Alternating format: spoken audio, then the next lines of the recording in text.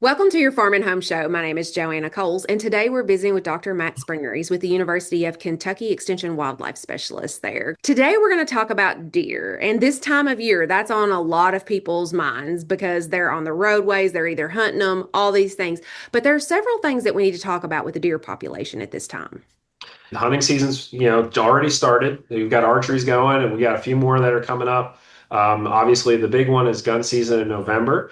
But we also, at that exact same time, we're coming into the deer rut season, right? It's mating season. So with the drought that has kind of hit us here in the late summer and early fall, we've got well, not a new deer disease, but a disease that pops up called EHD. It's also called another name for this very similar disease is blue tongue, and they kind of happen hand in hand. This disease is actually spread by a little biting midge, Concoides midge, that breeds in mud flats. So when you have ponds or rivers that in drought, that the water levels drop, creates muddy areas, the midges tend to populate.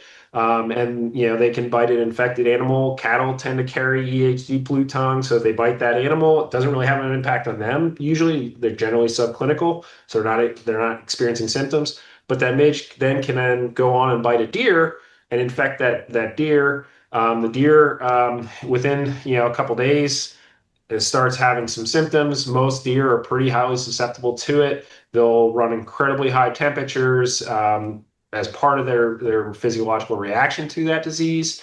And then they'll go to water to try to cool off. Often, then at that point, they expire from the disease, right? Usually near water bodies, which is where we often hear when we have these outbreaks about folks finding deer in and around rivers or their ponds on their properties. And because another disease that we talk about with deer is their chronic wasting disease. And I think that is one of the things that we can kind of determine between the two is because the deer found by the water sources usually would lean more toward EHD. Yeah, so two things with the big differences. So chronic wasting disease, CWD, we have one positive detection out in Western Kentucky in a wild deer. We also then just had a recent positive detection in a service facility, a farming operation up in Breckinridge County. And that disease is not really as widespread. It requires a lot more interaction between the deer themselves to spread sometimes, or other means. Where EHD, because it's spread by an insect and the cattle can harbor the disease sometimes, or just wind can move those insects really long distances, is usually very widespread and flares up consistently. We'll see it every year, but we see big outbreaks in years like we had this year with droughts. A deer with CWD could die in and around water. It doesn't happen as often. So you don't want to just say, well, the deer died near water, so it definitely couldn't be CWD. More than likely, if you see a deer that's acting goofy, just like, when folks aren't feeling good, you're running a fever, they're not thinking straight, they can act weird.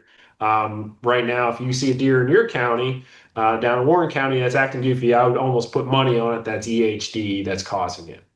So, is there anything that hunters or people who are out in the woods should do if they do notice a deer that has expired near the water? Sure. So, Kentucky Department of Fish and Wildlife Resources wants you to report that finding. They will go out and test the deer and monitor. It's not a death sentence if they get it.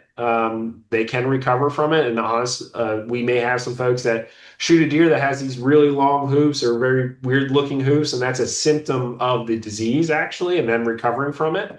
But there's no human health concern. But the state agency does track the outbreaks and wants to know because they can have really large impacts on local populations. You may not, change the number of deer you want shot in that county because it's, washes out. But if you're the on a hunter on a property that got hit real hard, you're going to have some concerns. So they like to know where things are happening, and if enough issues happen within a county, they can adjust regulations for the next year to try to allow populations to recover. Right now, if you're a hunter, you're praying for a frost. That's what you're praying for, is because that midge can't survive that frost and it'll knock back the populations. So even just really cold weather will knock back populations. Or if we get some flooding, that can usually kind of help, knock back that growth of the populations of the midges. So some rain, as you and I were talking about earlier, some rain would be really helpful for a lot of things right now. So that would also be a little helpful for that too. Thanks for watching and have a great day.